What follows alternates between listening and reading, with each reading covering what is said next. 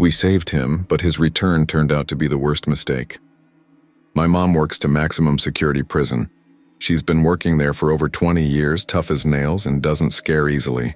So, one night during her shift, she found an inmate attempting to take his life fire rope. He'd already gone blue when she cut him down, but she started CPR right there on the floor. Somehow she got his heart beating again, but he never woke up. Well, not really anyway. It turned out he was brain dead and he died a few days later in the hospital. The whole thing hit her hard. She had nightmares. She cried a lot. PTSD. She never wanted to talk about it again and we didn't push it. But then, strange things started happening at home. At first, it was little things. Paper would fly out of printers unprompted. Not just once, dozens of times. Objects would fall off shelves, even heavy stuff that shouldn't just tip over. The TV would randomly switch on and off, sometimes even switch inputs or mute itself. All of it choked up to glitches or maybe faulty wiring. It was annoying certainly, but manageable. And then it escalated. One night my mom woke up in bed screaming in pain. Her arm, the one she had had surgery on years ago, was pinned and it hurt like hell. She looked over and saw her husband, my stepdad, lying on her arm. She nudged him. "Hey, wake up. You're on my arm." Nothing. He shifted slightly, still half on her, and she got angry. "Get off my arm." She tried pushing him, but he was a dead weight. Then she said, still half asleep but in agony, "Get off. You're hurting me."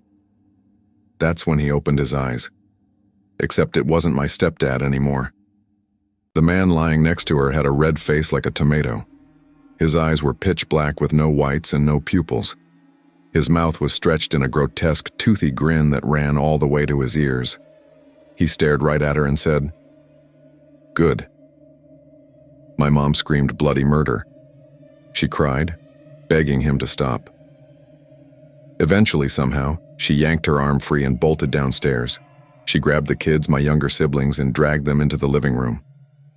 She was ready to call 911. That's when my stepdad actually came downstairs, groggy and confused, just his normal self. My mom completely lost it.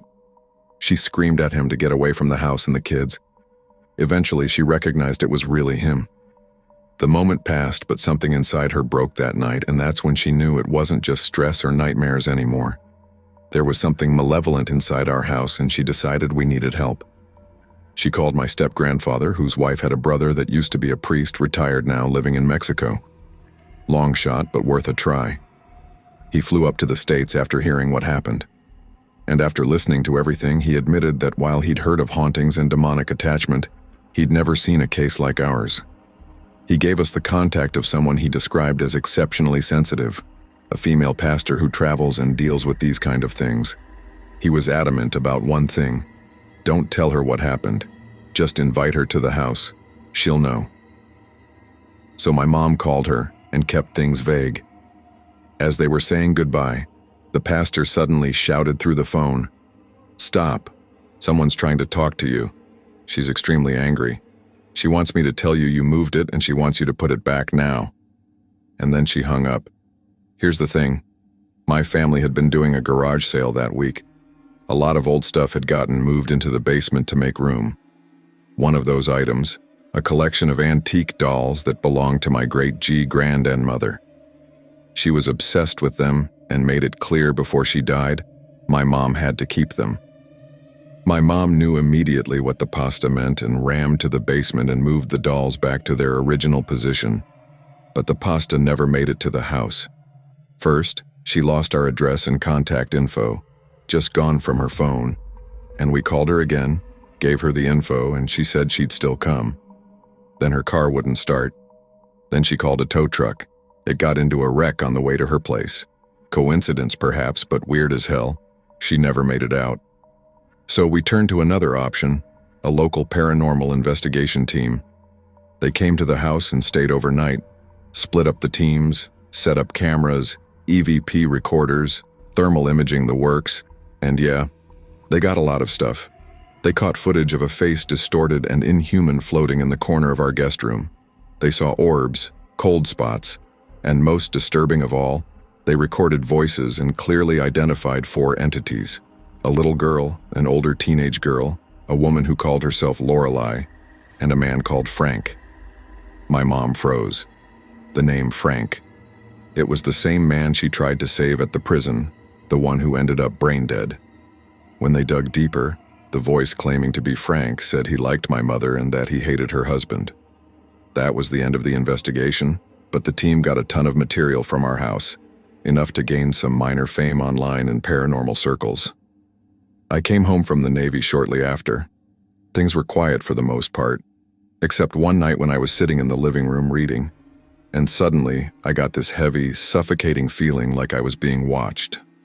I even went outside with a flashlight, combing through bushes because I was that convinced someone was out there.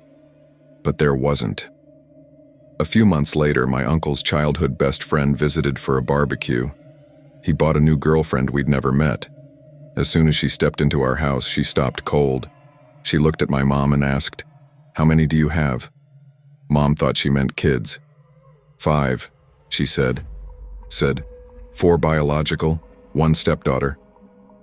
"No, that's not what I meant."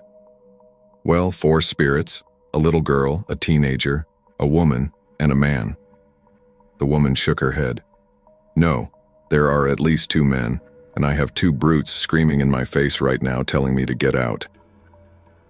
That started a long and bizarre conversation. I'll admit I called BS on most of it, but she claimed she'd always had this ability to see spirits, feel their emotions. She said she once lifted a teacher into the air during a fit of childhood rage, claimed the government found out and took her for testing, said they didn't bother her anymore. Whether or not that's true, I don't know, but her sensitivity that felt real. She said the whole area was haunted really badly, even claimed the house across the street had a full-blown infestation, and after she left, the activity in our house stopped just like that. She later called my mom and said 2 of the male spirits followed her home. They realized she could hear them, and that's what gave them power. They started playing games, hiding her stuff, knocking things over, but she told us she'd get rid of them, and things have been quiet since. The only odd thing that happened recently was when my mom was alone in her room and the spring-loaded door stopper, you know, the kind that kids love to go flick, started vibrating wildly, like someone had pulled it and let it go. Not from a bump. It was a full-range movement and deliberate. My mom just said, "I know you're there, honey. It's okay if you want to play a little. You can stay as long as you're not mean." And that was it. Thanks for watching.